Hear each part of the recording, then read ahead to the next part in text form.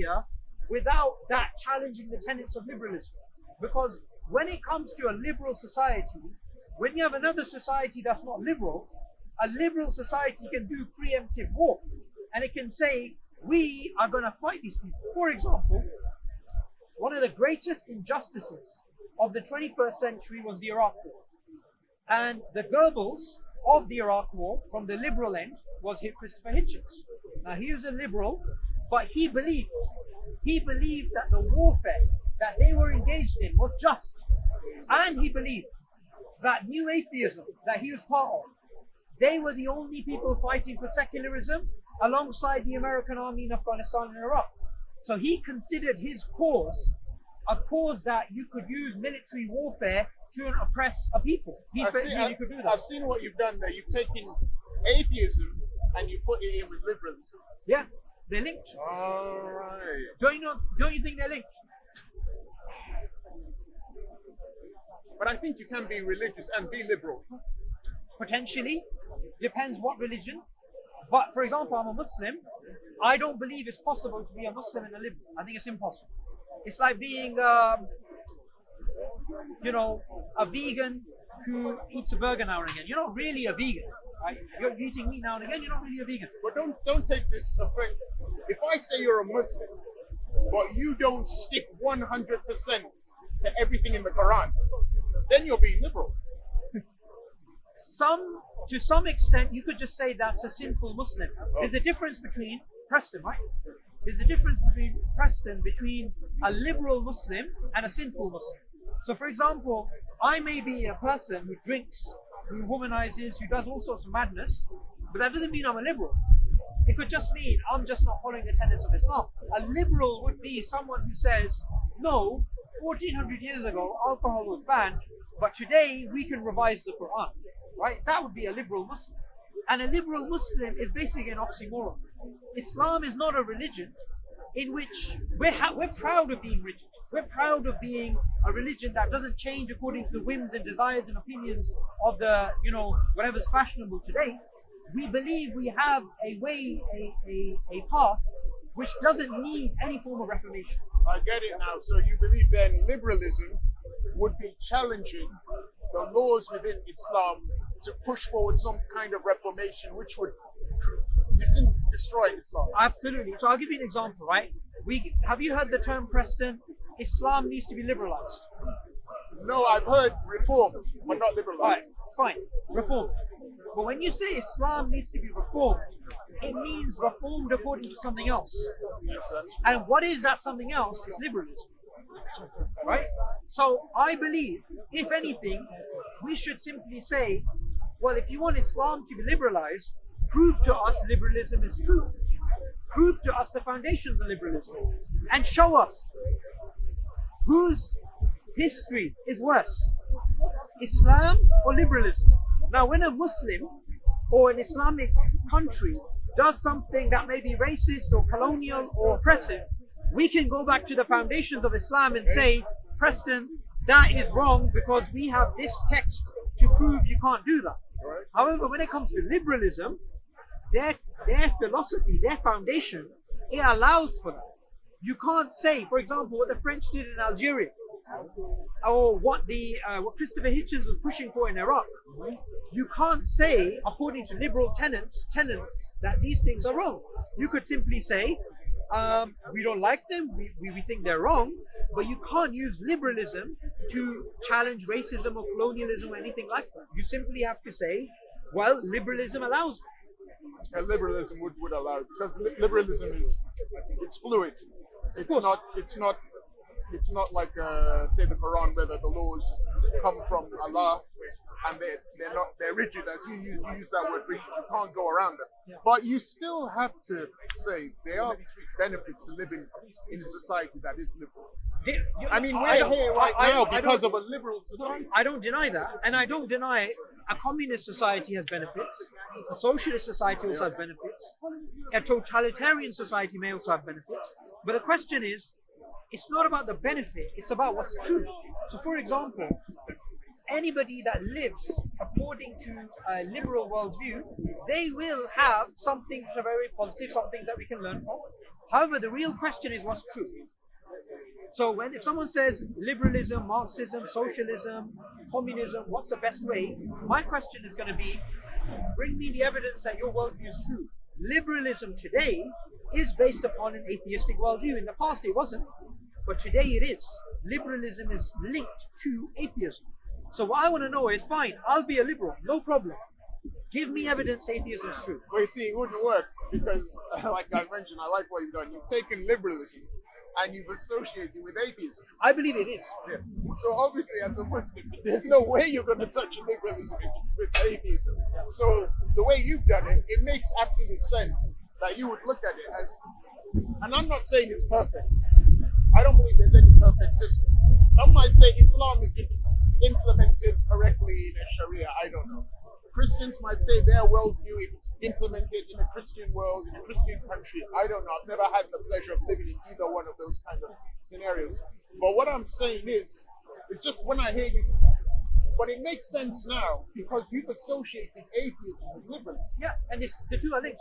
The other thing is, look, in Islam, from what you know, is alcohol banned or is it allowed? Alcohol, from what I know, they say it's haram, which is forbidden. Forbidden. Yet God says in the Quran, alcohol has benefits. But the benefits are outweighed by the harm. Okay. So liberalism, it can have some good stuff. Communism, socialism can have some good stuff. But the real question is, me and you can disagree about hypothetical societies. What we really need to ask is, which worldview is true? That's the question. So apart from you mentioning to me that liberalism and atheism are intertwined, Yeah. what is the other thing that within liberalism? Because you mentioned violence, but I don't want us to go down the road of violence because I could look at caliphates and I could then start saying, oh, well, they waged war. And I could say Fatimid Caliphate, Abbasid Caliphate, and I could mention war.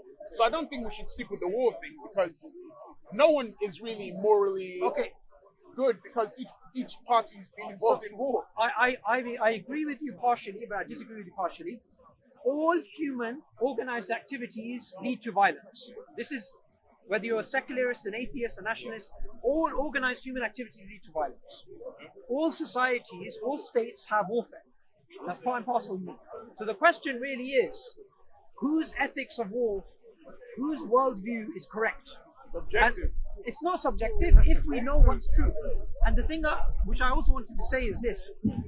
If we look at a liberal society, some things become prevalent in a liberal society which destroy the foundations of society. Give an example. Okay, I'll give one example that I was recently speaking to someone about. It's fornication. Okay?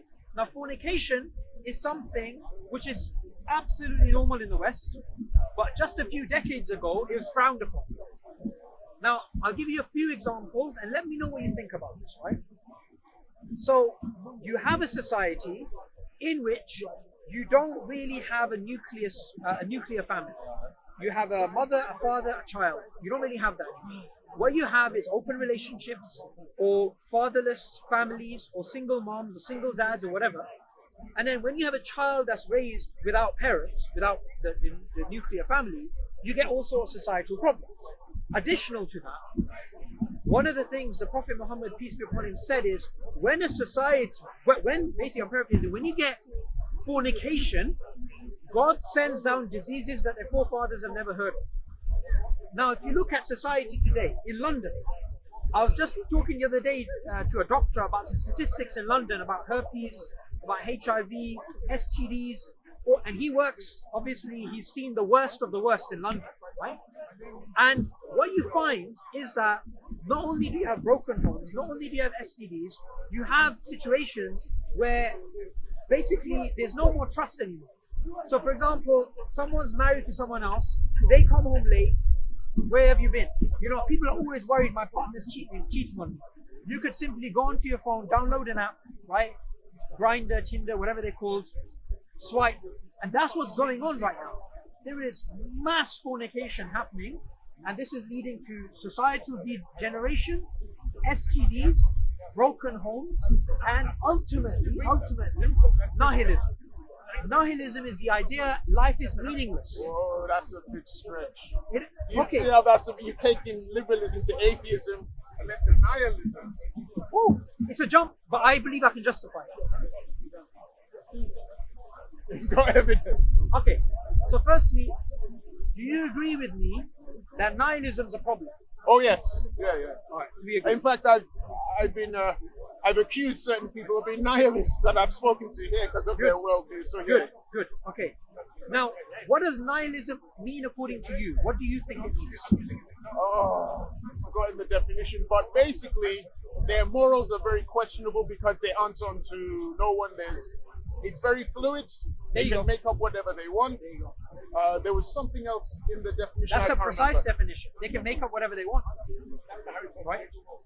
So if I decide to spend my life looking for cures to diseases, and someone else decides to spend their life drawing a circle and drawing another circle on top of the circle and drawing another circle on top of the circle forever, that person and what I do in my life is equivalent.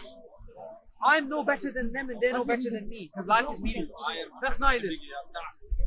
Firstly, atheism leads to nihilism because life has no meaning, no purpose, no value, and everything is relative and subjective. I mean, I'm not going to argue on behalf of the atheists because I'm not an atheist, but I know some would disagree with how you said atheism leads to nihilism.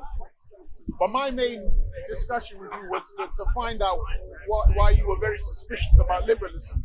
And but I can understand now from what you said, connecting with atheism and nihilism, and you talked historically about countries that perpetuate liberalism, how they've been violent.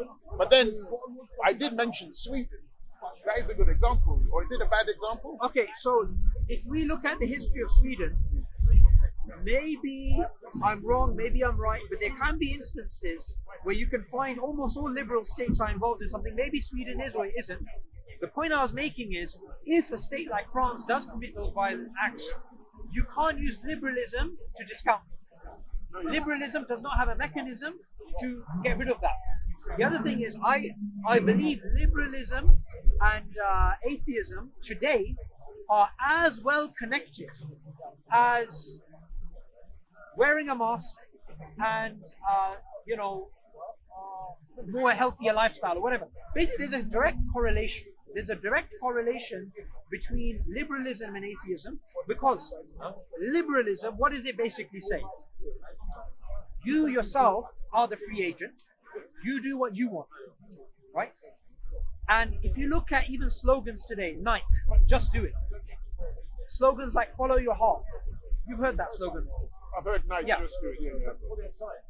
But the Islamic paradigm, the paradigm that we believe is from God, it says, do not follow your heart blindly. Do not follow your desires blindly. Do not follow your forefathers blindly. Use your mind, think, reflect. In fact, to wage war against your own lower desires. Not making, and God in the Quran says, have you seen the one who has made his desire God? He's made his desire God. I do what I want. Reality is what I make, right? And if you look at secularism and liberalism and atheism, what does it say? You make your own reality. Do what you want. Secularism, liberalism, atheism, nihilism. You put them all in the same category. Yeah. No, I believe one leads to another. Okay, they're all. So for example, you can be a secularist, but a secularist can be a fascist. A secularist can be someone else, okay? However, a subset of secularism is liberalism. And what is the foundation of liberalism? It is the idea that it's not revelation, it's what you come up with. So what will you do against liberalism? Can you do anything against its popularity? What I will do against liberalism is simply explain to the people who believe in liberalism, give me evidence it's true. It's true. When you say it's true, true as in the true way to live? No. What I mean is, forget your practical ideas of X, Y, Z. The question is, why is that worldview with its particular imperatives? Where did it come from? How do we know it's true?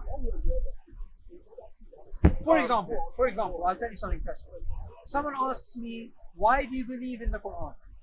I will say, I believe in the Quran because the Quran's message about God is so natural and intuitive, it makes sense. There's one God, nothing like the creation, the only one worthy of worship. Okay, why do I believe in the Prophet Muhammad, peace be upon him? He did these miracles, or he said these things, or his teachings are timeless, or X, Y, Z. Okay? Now, when it comes to liberalism, they simply assume it's true. They don't actually go out of their way to argue for it. Now, you spoke about Muhammad Hijab earlier. Muhammad Hijab had a debate with Dr. Lars Buhl from Norway or Sweden, wherever he's from. And they had a debate about liberalism, and he admitted liberalism has no proof. It has no evidence. It's something which isn't proven. But I don't dispute that, but I don't think putting liberalism and Islam in the same category works. Because Islam, as you mentioned the Prophet Muhammad, you mentioned God, Allah. Liberalism does not come from a deity. It does not have a prophet. Their deity is themselves. They've made themselves the deity. Why? What is a deity?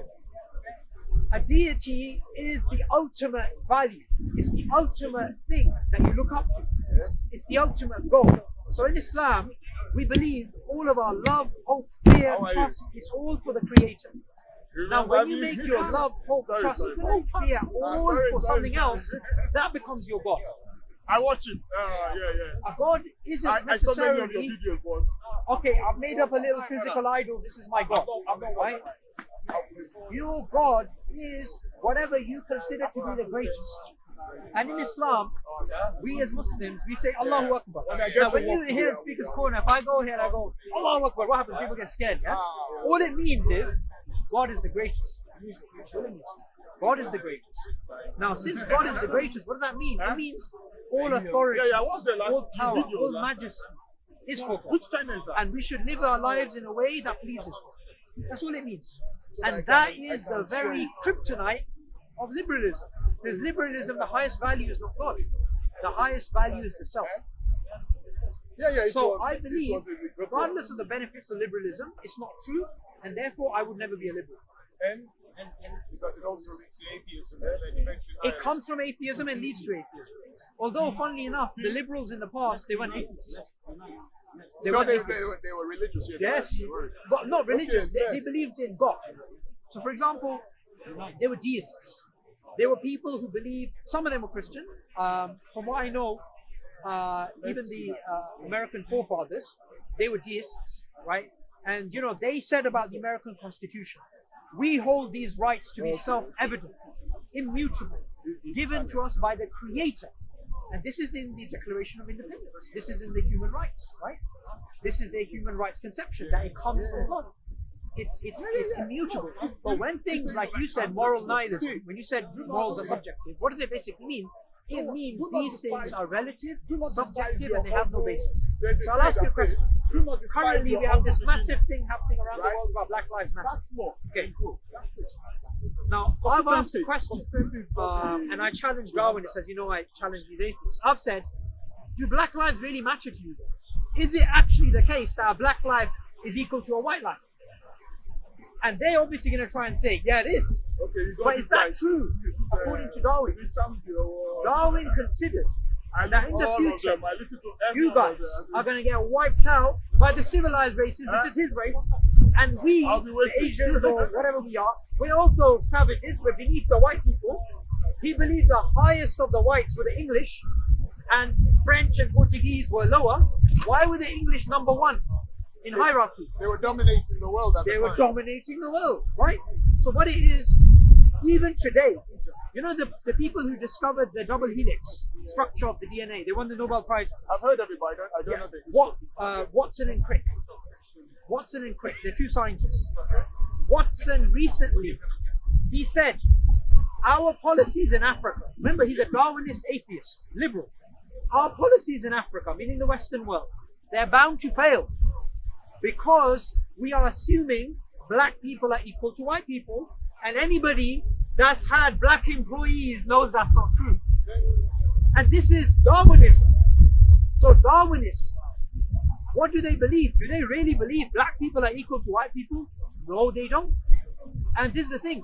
Liberalism cannot step in and tell you, no, all human beings are equal because they're created by God, and what matters is your own piety. Liberalism doesn't say that. Liberalism, all it's based upon is the idea that we don't need revelation. Now, if we go to Darwinian science. What does Darwinian science say? It says the pinnacle, the highest, is the white, and then you have different types of white slabs or whatever. You go down, you get Asians, you get Indians, you get darker, then you get black people, and next to the black people, you get what? You get chimpanzees. That's their hierarchy. So liberalism cannot deny that hierarchy, cannot deny that taxonomy. As a Muslim or a Christian or someone else, we can say all human beings are equal, and we don't believe in your Darwinian nonsense. Right? We don't believe in your delusions. But a liberal atheist will have to say, how else do we classify humans? Right? Now, liberalism is also linked to capitalism, as you know. Right? Liberal societies and capitalistic societies, they dovetail. But capitalism exists in every other society. It's not just a liberal thing. Yes and no. For example, capitalism doesn't exist in Cuba. Capitalism doesn't exist in China. Capitalism doesn't exist in all these countries. Yeah, but the reason capitalism, they do buy and sell things in Cuba. No, that's not capitalism. That's part of capitalism. No. Now that's too simplistic. That's too vague of a definition. But then I could say to you, the reason why they don't profit from capitalism is because of the US trade embargo. No. It's because, look, the countries which are not capitalistic, they decided not to be capitalistic. But which country is not capitalistic? This is news to me. Cuba, Venezuela, China, Russia. There are countries which are. How is China not capitalistic? They've got Nike factories and iPhone that doesn't mean they're capitalistic. They have the people in charge of China are the CCP, the Chinese Communist Party. They're communists. Yeah, I know what they claim to be, but I'm saying economically. Yeah, I think it's based upon your definition of capitalism. If your definition is buying and selling, then everyone's a capitalist. Yes, from an economic point of view. That's exactly. not the definition I'm using. Okay. I'm using the definition of the standard way of capitalism, which is that you don't have interference from the state in the market. You have free reign, and you let the market sort out itself, right? So even if you look at America, we had the 2008 crash, and then the American government came in and bailed out these big companies. That's not capitalism. I'll give you an example. I went to Malawi in 2013. Malawi at the time, and still today, is one of the poorest countries in the world. The president at the time, her name is Joyce Banta. The previous president, he was an economist, and he didn't want to devalue the currency, and he went up against the Europeans. He went up against the Germans, he went up against the English. And what they did to Malawi is they put a trade embargo on Malawi, which crashed this economy, which caused so many problems. And then the new president came, the Europeans supported her, and she devalued the currency. Now, did you hear about this? No, not in the mainstream Most people here that never have heard of this. I never heard about this. Why? Because it's not news worthy for major independent liberal outlets. Why? It's a poor African nation, which is being pummeled by European countries. It doesn't fit their narrative. But when they give aid, now let me ask you a question. Do you believe Europe gives aid to Africa? No, it says it does on paper, but it doesn't. The aid doesn't go to African countries. It goes to the corrupt political leaders. Fine. But on a perception point of view, what would they say? They believe that, yes, that European countries do give lots of foreign aid to African countries. They would say yes. And the reality is, the reverse is true. Africa gives aid to Europe. Most people don't know that. I'll prove this to you. If you look at European resources, what do we have? Do we have copper, oil, uranium, Cobalt, gold, right? All these things. Fruits, do we have these things? Just down there we have supermarkets. Where's the fruit from? Okay, now, if right now Africa stops giving aid to Europe, says, you're not taking our bananas, our fruits, our oil, our gas, you're not taking any of this. Fine. Europe, your chicken is worth our chicken. Your beef is worth our beef. Okay? One for one like. No currencies involved. What will Europe trade on? What does the UK have? Apples, potatoes? What do they have? Africa has the resources, and that aid is coming to the UK. That aid is coming to Europe. So the thing is, no, it's interesting. You would classify that as aid. It is aid. What I else mean, is it? I won't disagree with you in regards to all those things. I already know that, and I agree with you there. But I like the way you used it as you put it under the banner of aid. Africa. I didn't. This is what black academics who are working on this. They're trying to, and this is the thing which I was speaking to one of my friends, Dawood, about. He comes to Speaker's Corner sometimes. I've seen him before. Yeah, he's a black intellectual. And I said to him, Dawood, where is the black intellectuals of today? Where have they gone? Where's the Malcolm X's of today? They're still around. No, they're still around. But are they? Are they pushed to the front? No. What do we have? The people pushed to the front are the people who don't represent the black movement. They don't represent the best, the cream of the crop. What do they actually do? They keep these people at the back.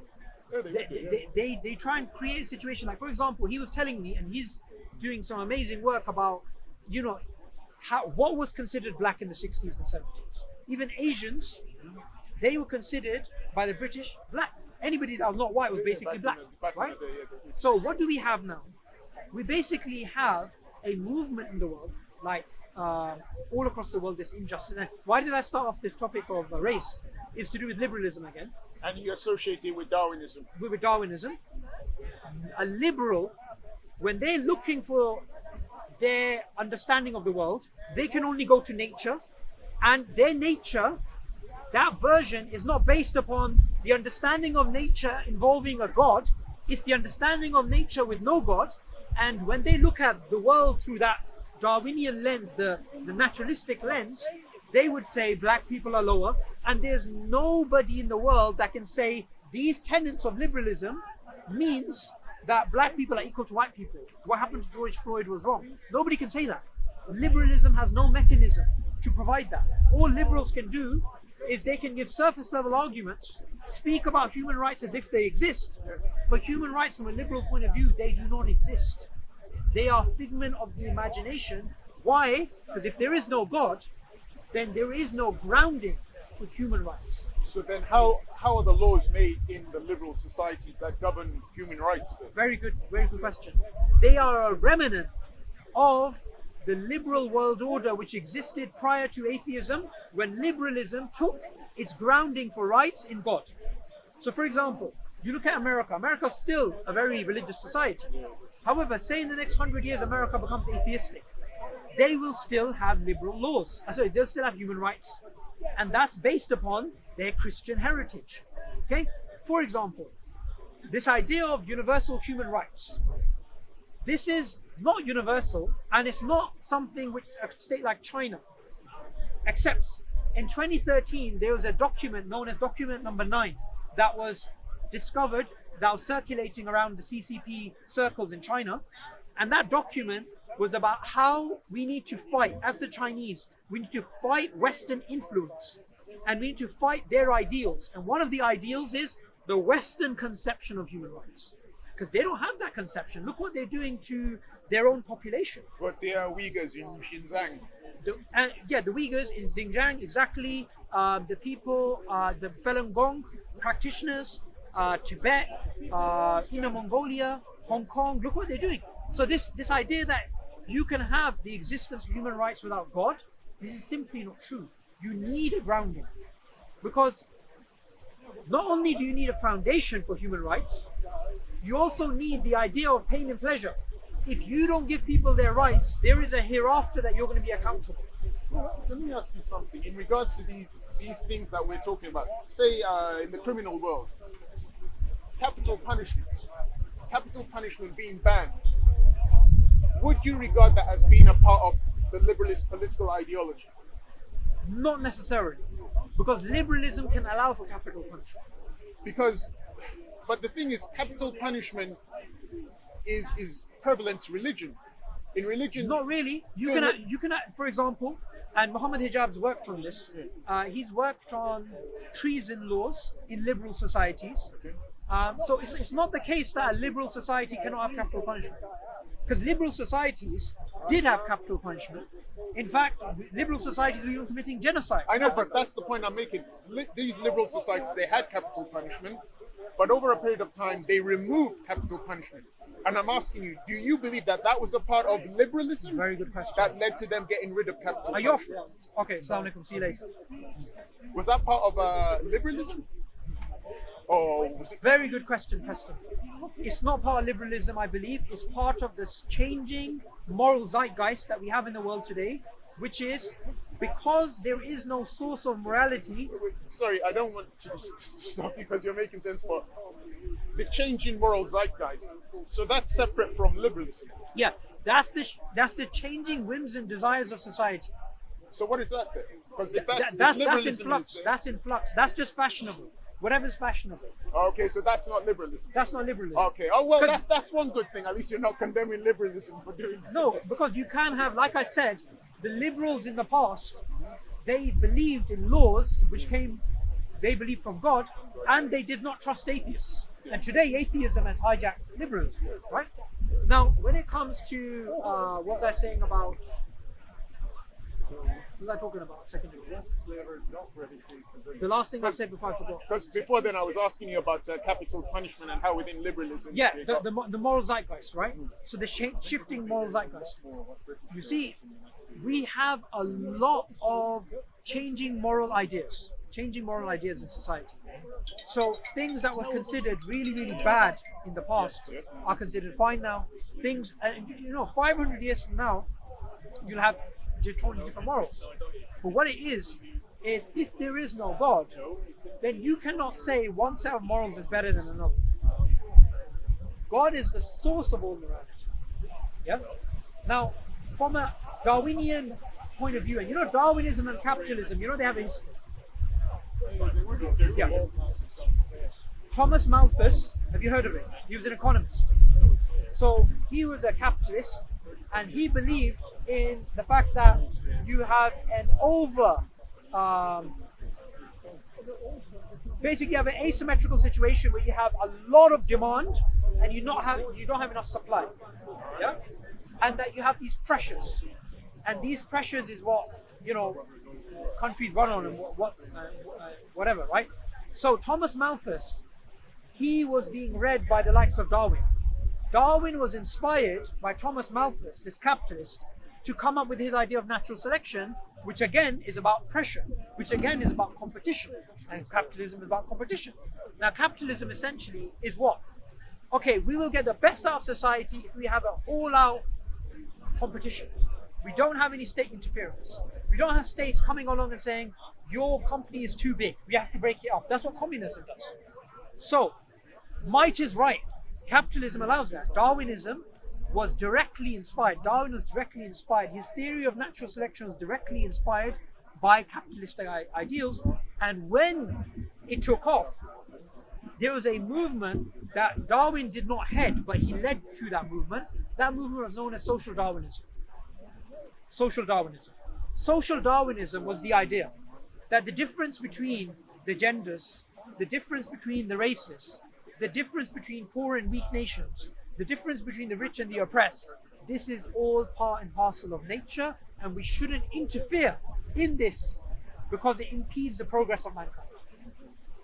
And this is something, again, that unless you have a belief in something beyond nature, you cannot challenge.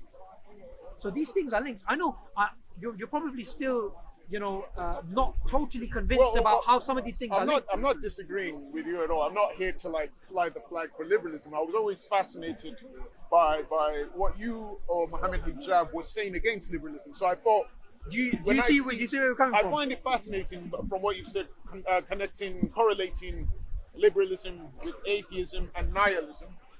And as a Muslim, I can then see why you naturally would be against liberalism, especially when you then look within liberalism and you talked about Darwinism, which is not based on God, but he was actually religious, Charles Darwin. Charles Darwin believed in God, but he did not believe God interfered with the world. So he believed everything was naturalistic. When he published The Origin of Species, he believed in God, but he was a deist. He didn't believe in revelation.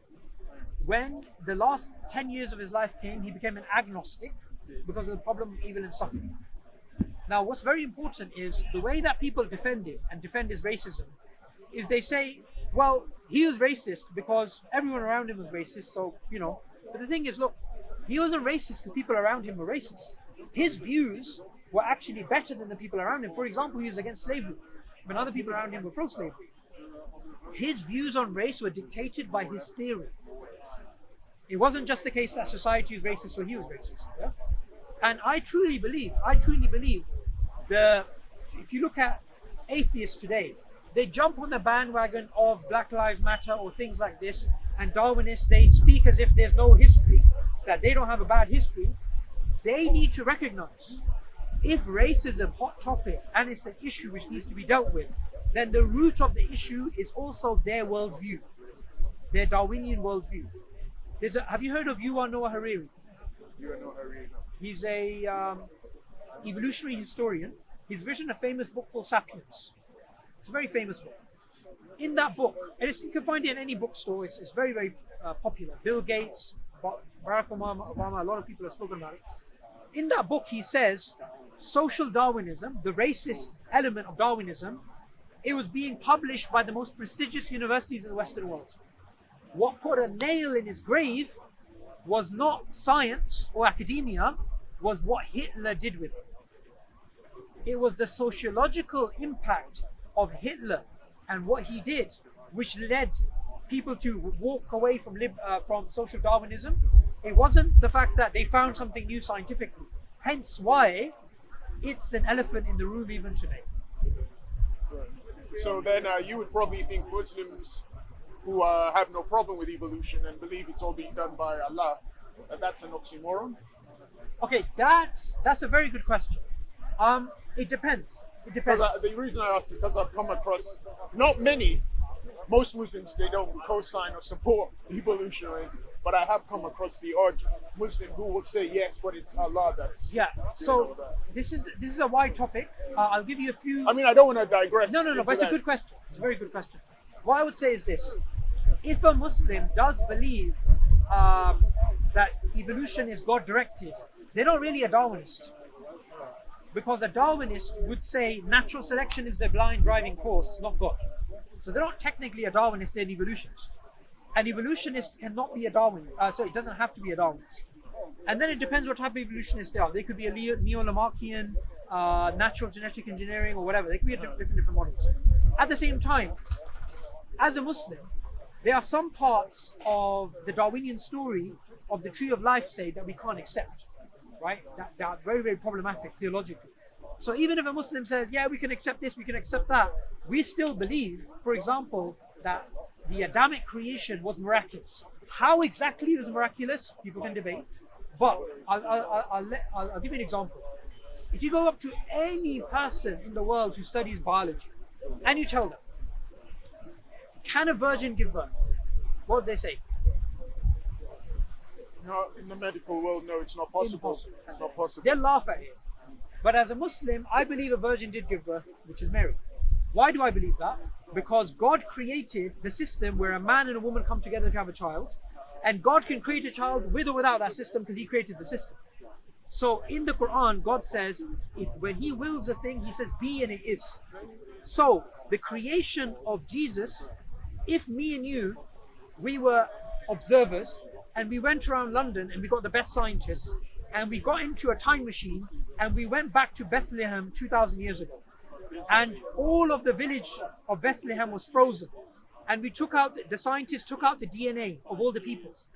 They would take out the DNA of baby Jesus, and they would say, looking at all the genomes, they would say the closest match to being the mother is who? They'll say it's Mary, genetically. Who's the closest in terms of being a father? Genetically. They would say it's somebody in Mary's family, or it's this other guy. They will not accept it's a virgin birth because they only believe in cause and effect. They don't believe in the supernatural world. That goes into the realm of metaphysics, right? But we as Muslims, regardless of the whole world coming together and saying a virgin birth is not possible, we will say it is possible because God created the scientific, the laws of nature, and God can change them, right? So that's why the creation, and interestingly, God says the similitude of Adam is like Jesus. They both had some form of a miraculous origin. Now, that's why we as Muslims, we have our worldview, and we will never budge on that worldview regardless of how people think or perceive of us, because we believe our worldview to be true and we have evidence for it. And this is why, coming back to your original question about liberalism, I would never accept liberalism because I will say Islam is a complete package, a complete system, and I cannot accept being a partial Muslim. I believe Islam to be true, so I'll be a complete Muslim. Okay, well, that was it. I was just keen to know why are you always against liberalism? But now you've explained it. It makes sense. I can't disagree with your worldview if you're a Muslim and you're following Islam, or you're a Christian, because I see certain Christians doing it here as well, speaking out against liberalism. Yeah, it makes sense. Have you ever read the Quran?